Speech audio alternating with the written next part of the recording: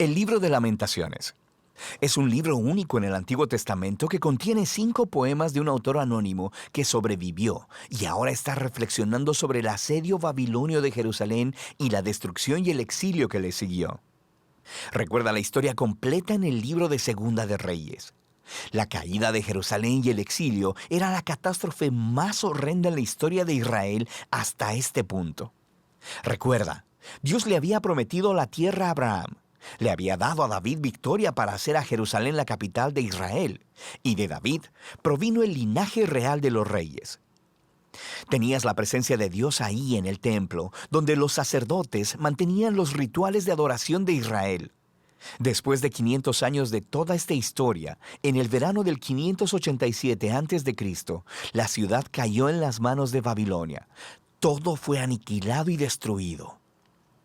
Así que el libro de Lamentaciones es un recordatorio del dolor y la confusión de los israelitas que sobrevivieron a esta destrucción. Ahora, los poemas de lamento que se encuentran aquí no son únicos en la Biblia. Hay muchos de ellos en el libro de los Salmos. Y estos poemas bíblicos de lamento hacen varias cosas. Son una forma de protesta. Son una manera de llamar la atención de todos, incluyendo la atención de Dios, a las cosas horribles que suceden en este mundo y que no deben ser toleradas. Son una manera de procesar las emociones. Así que en estos poemas el pueblo de Dios ventila su enojo y desesperación por la ruina causada por el pecado y el egoísmo de las personas. Y estos poemas son un lugar para dar voz a la confusión. El sufrimiento nos hace cuestionarnos acerca del carácter y las promesas de Dios, y nada de esto se ve como algo malo en la Biblia. Todo lo contrario, estos poemas de lamento le dan una dignidad sagrada al sufrimiento humano. Así que estas palabras humanas de dolor, que son dirigidas a Dios, se han convertido en parte de la palabra de Dios para su pueblo. El diseño de estos 5 poemas es muy intencional. Es parte del mensaje del libro. Los capítulos del 1 al 4 se conocen como acrósticos, que significa poemas alfabéticos. Cada verso poético inicia con una letra nueva del alfabeto hebreo, que está conformado por 22 letras. Ahora, esta estructura ordenada y lineal está en fuerte contraste con el desorden del dolor y la pena, mezclada con confusión que se expresa en estos poemas. Así que es como si el sufrimiento de Israel se explorara de la A a la Z y está intentando expresar algo inexpresable. Los capítulos del 1 al 2 tienen un verso por letra cada uno, lo que les da un diseño bastante similar, pero los temas son muy diferentes. Así que el capítulo 1 se enfoca en el dolor y la vergüenza de una figura llamada Señora Sión. El poeta personifica a la ciudad de Jerusalén como una viuda, también llamada hija de Sión. Y ella se sienta sola. Está angustiada por sus seres queridos, devastada. Nadie viene a consolarla. Es una metáfora muy poderosa. Y luego habla la señora Sión. Ella clama al Señor para que le ponga atención a su destino. Y a través de esta imagen, el poeta está mostrando que la destrucción de la ciudad trajo un nivel de trauma psicológico en los israelitas que solo puede ser expresado como la experiencia de un funeral y la muerte de un ser amado.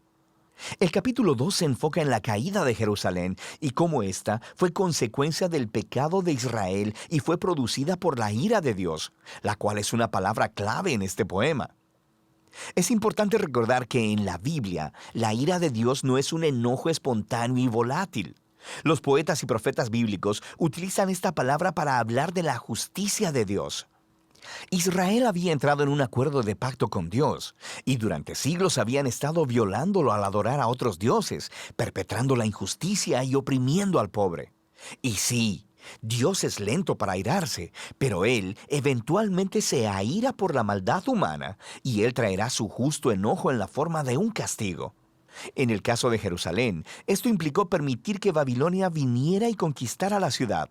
Así que este poema está reconociendo que la ira de Dios está justificada. Pero esto no impide que el poeta se lamente y le pida a Dios que muestre compasión una vez más. El capítulo 3 rompe este patrón de diseño al tener 3 versos por letra, así que es el poema más largo del libro. Y la voz que se escucha es la de un hombre solitario hablando desde su sufrimiento y dolor como representante de todo el pueblo. Y lo interesante es que este capítulo está lleno de lenguaje tomado de otras partes del Antiguo Testamento, de los lamentos de Job y de otros salmos de lamento importantes, e incluso de los poemas del siervo sufriente en Isaías. Y el poeta ve su dificultad como una clase de justicia de Dios, como dice el capítulo 2. Pero paradójicamente, esto le da esperanza al poeta y lo lleva a ofrecer las únicas palabras de esperanza en todo el libro. El gran amor del Señor nunca se acaba y su compasión jamás se agota. Cada mañana se renuevan sus bondades, muy grande es su fidelidad. Por tanto, digo, el Señor es todo lo que tengo, en Él esperaré. El poeta razona que si Dios es lo suficientemente consistente para traer su justicia sobre la maldad humana, entonces Él también será consistente con su promesa de pacto de no permitir que la maldad tenga la última palabra. Así que para este poeta, el juicio de Dios es el semillero de esperanza para el futuro. El capítulo 4 regresa a la misma estructura alfabética de los capítulos 1 y 2, y es una vívida y perturbadora descripción del asedio por 2 años en Jerusalén. Y contrasta cómo las cosas solían ser en Jerusalén del pasado y lo terribles que se han convertido durante el asedio. Los niños solían reír y jugar en las calles, pero ahora mendigan comida. Los ricos solían comer manjares lujosos, pero ahora comen lo que sea que puedan encontrar en el polvo. Y los líderes reales solían estar llenos de esplendor, pero ahora están hambrientos, sucios e irreconocibles. Y el rey ungido del linaje de David ha sido capturado y arrestado. Así que el poder del poema viene del impacto de estos contrastes y está explorando la profundidad del sufrimiento que Israel trajo sobre sí misma. Ahora, el poema final es único porque rompe con el patrón de diseño. Es igual de largo que los otros poemas alfabéticos, pero sin orden.